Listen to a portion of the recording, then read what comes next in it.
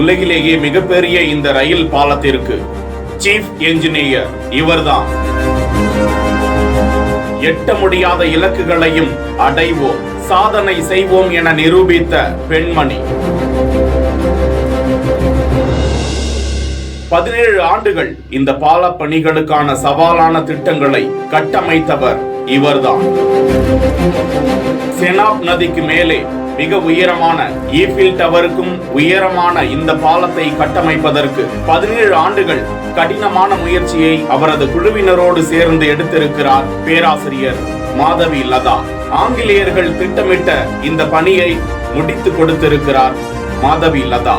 சுமார் 1486 கோடி ரூபாய் மதிப்பீட்டில் இந்த பால பணிகள் நிறைவடைந்து பிரதமர் நரேந்திர மோடி அவர்களால் திறந்து தேசத்திற்கு ஒப்படைக்கப்பட்ட இந்த பாலம்தான் உலகத்திலேயே அதிக உயரமான ரயில் பாலம் என்பது குறிப்பிடத்தக்கது.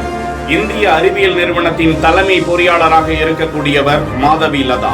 இவர்தான் இந்த பால கட்டுமானத்தின் தொழில்நுட்ப ஆலோசகர். 2 மலை முகடுகளுக்கு இடையே அந்த பாறைகளின் தரத்தை இவர்தான் உறுதி செய்ததாக பதிவுகள் கூறுகின்றன.